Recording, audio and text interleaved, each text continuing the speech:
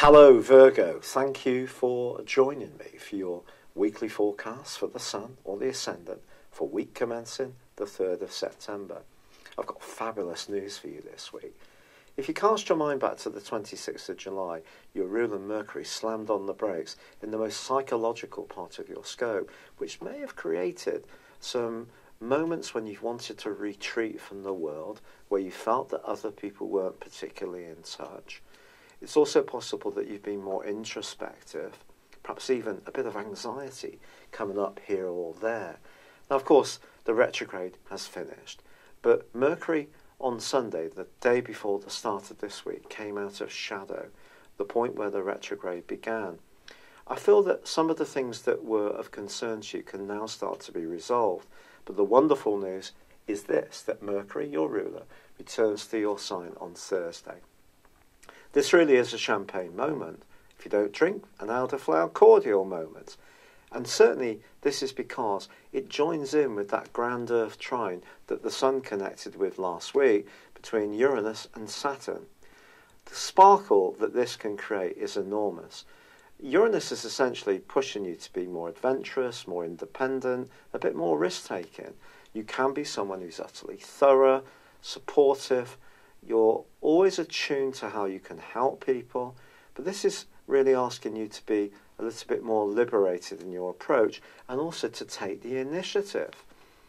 And with Saturn involved in the mix as well, Saturn is in your 5th solar house, has been since the 17th of December, meaning that your love life has probably taken on a much more serious dimension, or anything that's creative or playful to you since that time.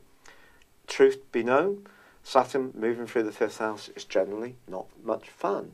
But my son is a Virgo and has just got married in the most wonderful celebratory way to a great girl. So it doesn't have to be a negative. In his case, it's about really commitment, the seriousness of Saturn.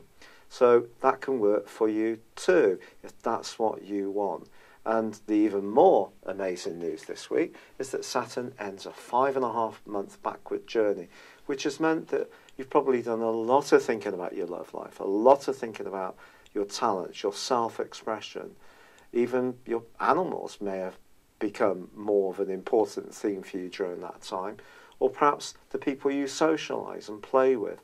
If there have been some heavy or serious moments, these can lighten up a bit now. But of course you have got Mars in this area too, along with Pluto. Mars generally in Capricorn for you is super. It gives you so much sex appeal. But this week clashes with Venus, its partner in a romance. Venus being the more feminine, more sensitive part of relating, which is in the part of your horoscope to do with your values, your foundations, and money, quite frankly. I wouldn't be too risk-taking about your resources. Even though Uranus is asking you to be more daring, calculate things in the same exacting, very sensible way that you usually bring to situations.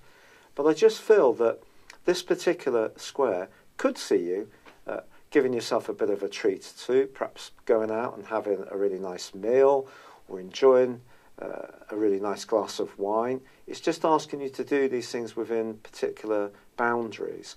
If there is someone that you're loved up with and there is a financial issue between you, it is important that you both agree on a spending decision. I think one of you trying to do a grand gesture to please the other or go along with the other person because they want to do something is not going to be a smart decision. But Venus actually moves at the end of this week. And if you're single, Virgo, it's carriage into the sign of Scorpio, joining up with Jupiter, which continues its marvellous angle to Pluto, suggesting that there were some very important conversations for you last week. There can be this week. Venus moving into this area, but being opposite to Uranus, suggests that your thinking, your charisma are really going to be sparkling brightly. That can attract people to you. And even if you're in a relationship, you might get a few admiring glances here and there. And just in general, there can be a greater sense of excitement and a buzz, which really can be something to behold. I really wish you well. I thank you so much for all the kind messages and support I've had with the rheumatoid arthritis, which is proven to be pretty punishing, quite frankly. I'm doing all the good natural stuff, but I am having to keep with the standard program because I have been in so much pain. But that takes time to work. But your messages, your suggestions mean the world. I'm sorry if my videos have lacked a little bit of energy, but thank you so much. I'd love it if you would like or comment, or if you've yet to do so, please do subscribe. Thank you. Thank you for joining me. If you'd like to know more, please visit my website at www.patrickarundell.com or download my free app in iOS, Google or Facebook at www.horoscope-ace.com. Thanks and goodbye.